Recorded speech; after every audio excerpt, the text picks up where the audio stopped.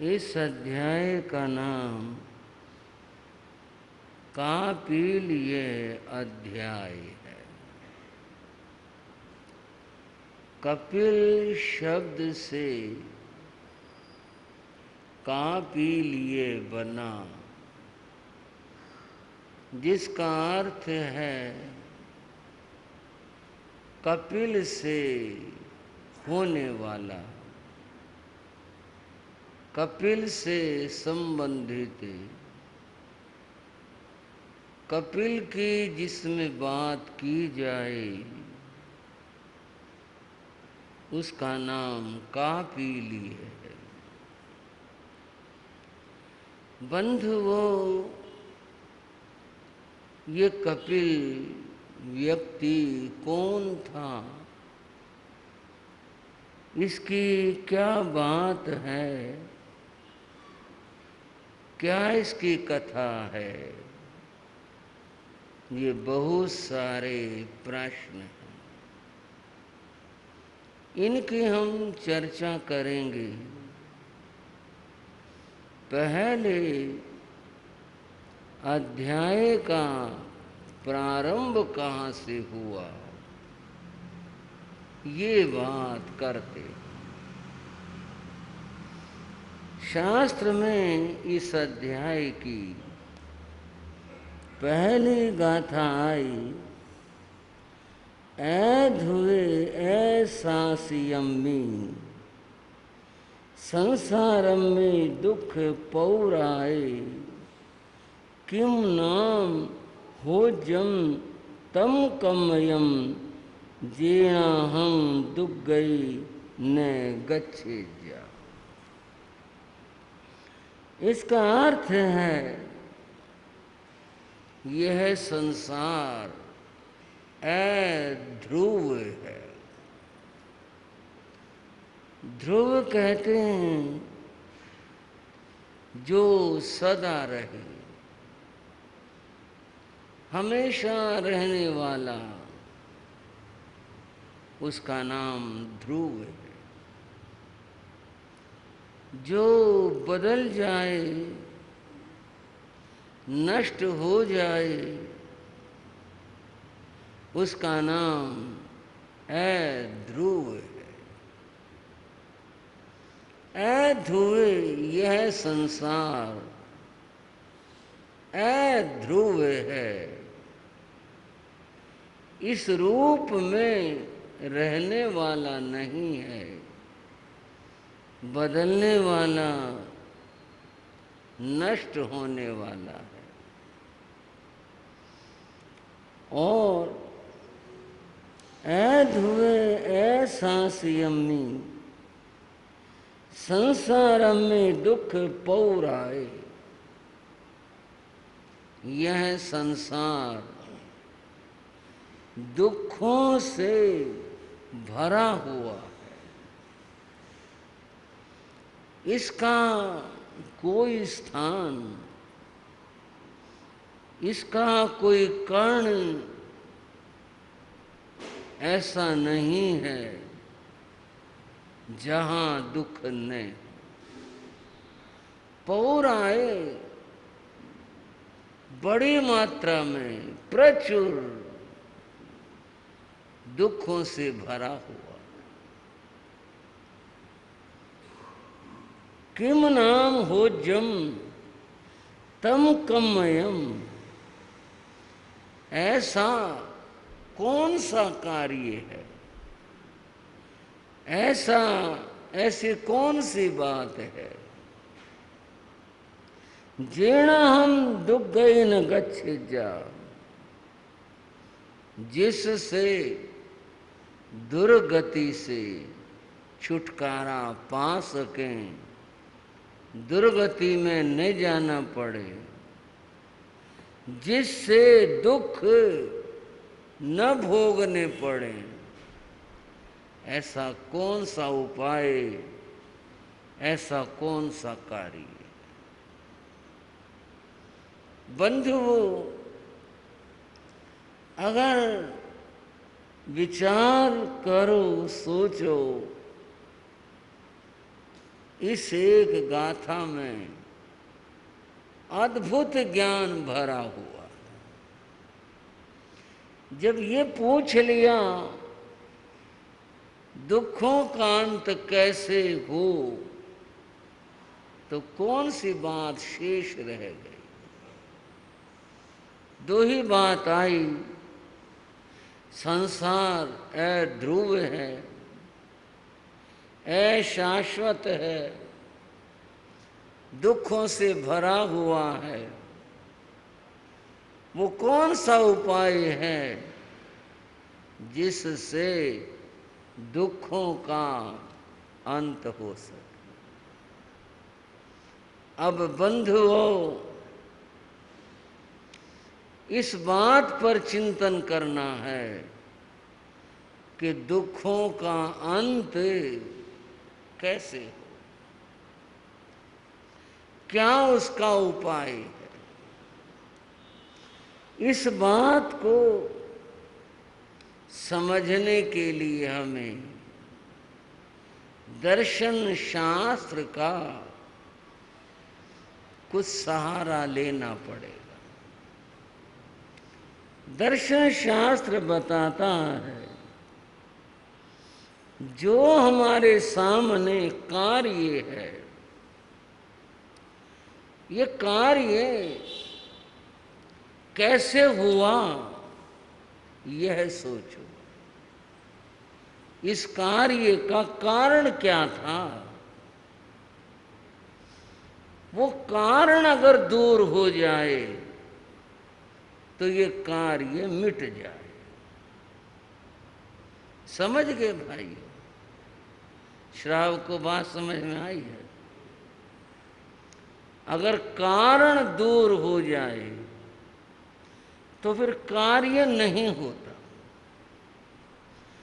कारण पहले होता है, कारण का संबंध होता है,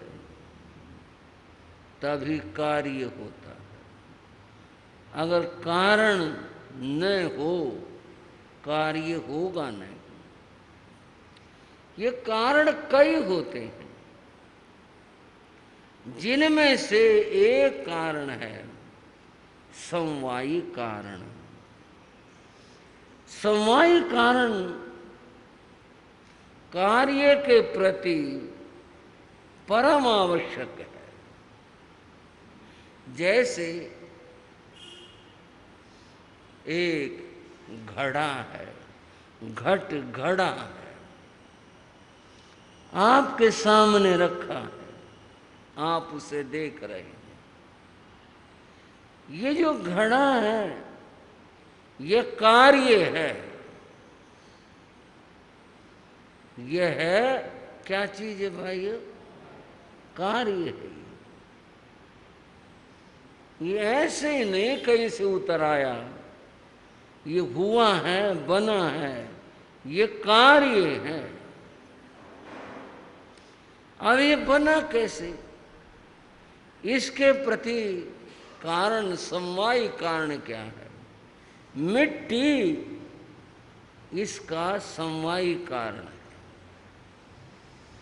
मिट्टी अगर न होती तो घड़ा बन नहीं सकता था। कारण तो इसमें और भी है, कुम्हार भी है, चाक भी है, डंडा भी है, पर इतना फर्क है, अगर मोहन नाम का कुम्हार काम ना करे तो सोहन नाम का करेगा, सोहन ना करे तो यज्ञदत्त करेगा। ये बदले जा सकते हैं। भाई ये वाला डंडा नहीं लगाते तो ये वाला लगा लो, लेकिन मिट्टी का विकल्प नहीं है। मिट्टी का विकल्प नहीं, उसकी जगह भाई मिट्टी से नहीं बनता तो बनेगा कैसे? शायद कोई एक ही लोहे का बना लो, वो लोहे के घट के प्रति लोहा वो बनेगा, समवायी कारण। हम मिट्टी के घड़े की बात कर रहे हैं, उसके प्रति जो मिट्टी है वह समवायी कारण है, उसके बिना नहीं बन सकते। ये एक उदाहरण है कार्य का कि कार्य हुआ कैसे। अब यहां दुख जो है वो हमारे सामने है। ये दुख आया कहां से, कैसे बना और इसका अंत क्या हो। आज तो आप भी सोचें पड़े होंगे, बात तो सही है। यही नहीं सोचा ये आया कहां से, बना कैसे, आया किधर से। बंधुओं, इन दुखों का जो कारण है वह जीव का कर्म है, याद रख लेना। बिना कर्म के किसी भी जीव को कोई दुख नहीं होता, होने का प्रश्न ही नहीं है।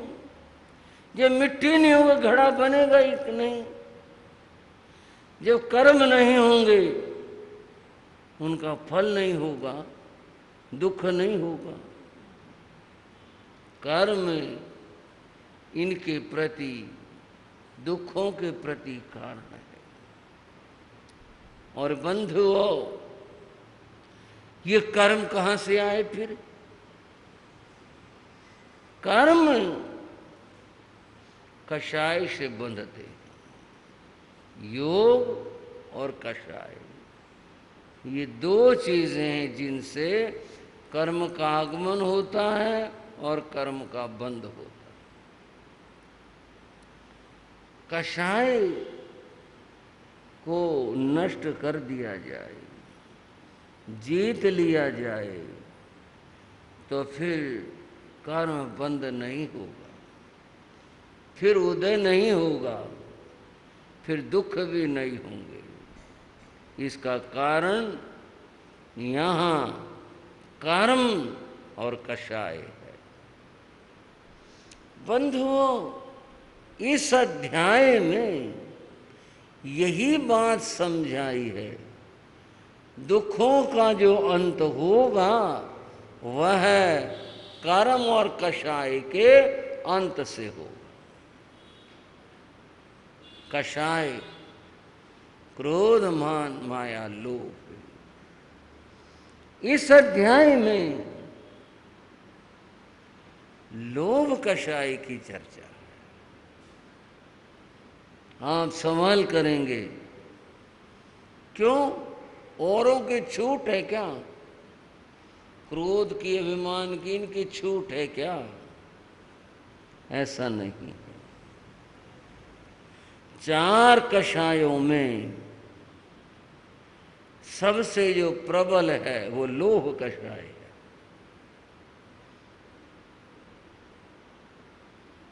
लोभ कषाय सबसे प्रबल है। और थोड़ी आपकी जानकारी के लिए बता दूं, वैदिक परंपरा में मान कषाय को सबसे प्रबल माना। वहां कषाय शब्द तो नहीं है, लेकिन वहां ये है, वहां मान कषाय सबसे प्रबल है। तीन पहले नष्ट हो जाते हैं, अंत में मान नष्ट होता है। यहां लोभ कषाय। क्या लोभ बचेगा जब तीन कषाय नष्ट हो गए। लोभ की क्या स्थिति रहेगी। इतना सूक्ष्म विचार है इस बात का। अंतिम स्थिति में कषाय, लोभ कषाय नष्ट होने की स्थिति में मोक्ष का भी लोभ नष्ट होना आवश्यक है। लोभ रहना ही नहीं है, तब जाकर ज्ञान होगा। अगर रहेगा, जब तक रहेगा उस स्थिति तक नहीं पहुंच सकते। तो यहां लोभ कषाय की चर्चा है। लोभ कषाय के बारे में कुछ बातें समझने की। ये लोभ को इतना कुछ क्यों कहते हैं। लोभ नहीं करना चाहिए, लोभ बुरा है, लोभ मत करो, ये क्या मामला है? इस लोभ से बहुत सारी चीजें जुड़ी हुई हैं। क्या क्या जुड़ी हुई हैं? लोभ का मतलब है पर को स्वयं मानना, स्वयं बनाना, ये झगड़े की जड़ है। हाँ, भरोगे इस बात की? आप समझे कि नहीं समझे? पर को जो हमारा है नहीं, ना कभी था, ना है, ना होगा, क्या चीज? बोलो। पर आत्मा से अतिरिक्त जो है वो सब पर है। ये शरीर भी पर है, घर भी पर है, धन भी पर है, सारे पदार्थ पर हैं, ये सारे जितने हैं ये पर हैं, पर पदार्थ हैं। ये पर पदार्थ कभी अपने हुए नहीं, ना होंगे, कभी नहीं होंगे। अनंत शरीर धारण कर लिए, कोई ऐसा नहीं निकला जो हमारा बना बे मैं आत्मा तेरे साथ हूं, हमेशा रहूंगा, मैं तेरा हूं। नहीं बना, कोई चीज नहीं बनी, कोई पदार्थ नहीं बना। गड़बड़ बस इतनी सी बात में है, यहीं पर है। क्या है कि पर पदार्थ को अपना मानना, ये लोभ होता है। पर को अपना मानना, जब ये भाव मिट जाएगा